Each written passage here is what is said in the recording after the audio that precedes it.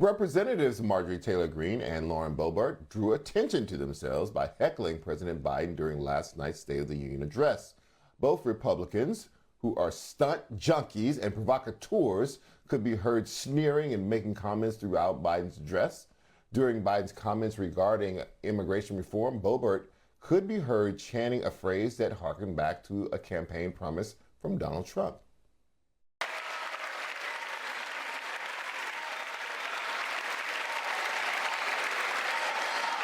And as you might guess, I think we can do both. Boebert took the opportunity to disrupt the president's speech with this exchange as well. A cancer that would put them in a flag-draped coffin. I know. One of those. That outburst drew immense criticism from lawmakers on both sides of the aisle, as it came when Biden discussed battlefield conditions that may contribute to veterans developing cancer. His son, Iraq War veteran Beau Biden, died in 2015 from brain cancer. Joining us to discuss this heckling is Associate Professor at Howard University, Dr. Niambi Carter. So, Dr. Carter, this is what these two women do. They do outrageous things. Liberals get upset. They talk about them. People donate money to them because they have upset the libs. They get up under the libs' skin. Is that the whole of this dance? Are we, by talking about them right now, playing into what they want to have happen? Or is there something bigger that we need to be discussing about this type of behavior from these two women who are Republicans in Congress? Well, thank you for having me, Charles.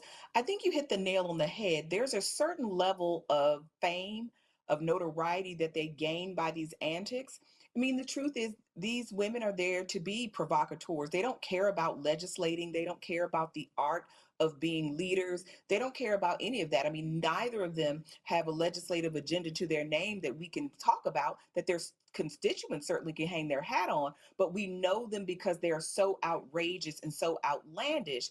And I do think this tells us something about the state of our politics when these kinds of people can get there. I think political opposition is something that we're used to, but we have seen the steady sort of devolution over these last, I would say, 20 years of our political leadership in this country. And I think the Republicans need to really ask themselves some hard questions about what the future of the GOP is going to be if people like Representative Boebert and Marjorie Taylor Greene, and they're not the only ones, but there are others as well, are they're going to be the face of their party moving forward.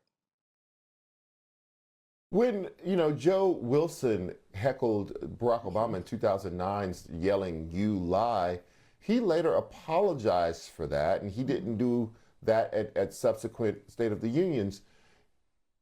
Have the times changed so much that these two women are now allowed to do this, dig in their heels, not apologize, and be headstrong and probably head off to do more things like that?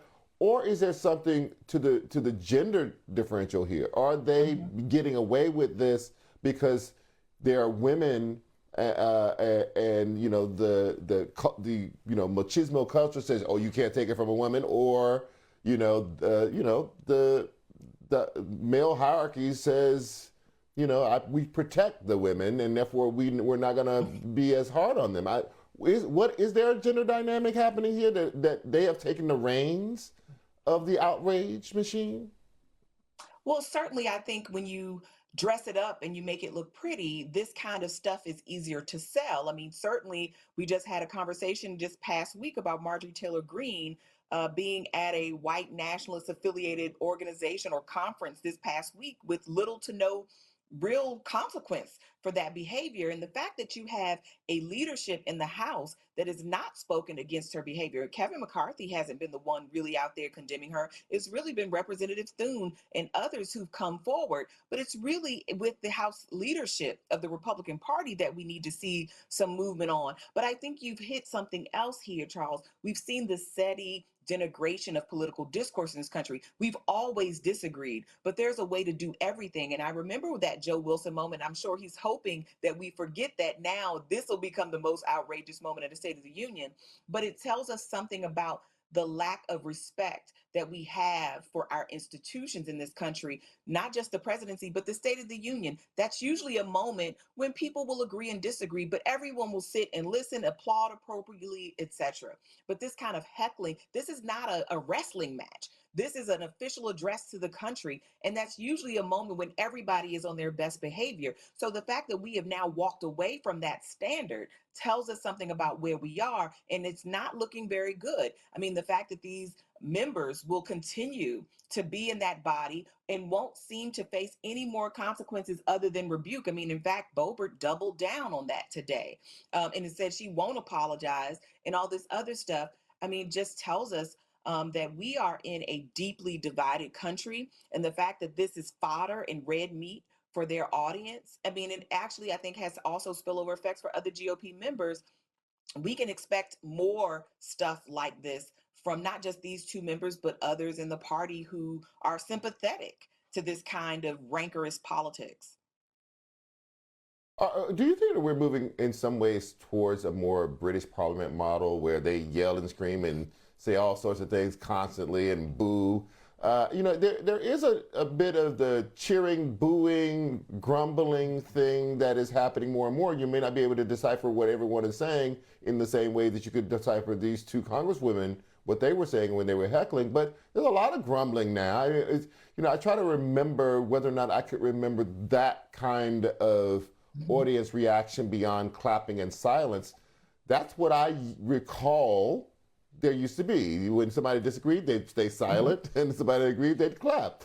Are we seeing our kind of conventions of decorums slowly disintegrate? Well, I don't know if we're necessarily going to go to a parliamentary system. Certainly, I think in other places around the world, it is more usual to have these kinds of open disagreements. But I will say the politics in this country is so coarse.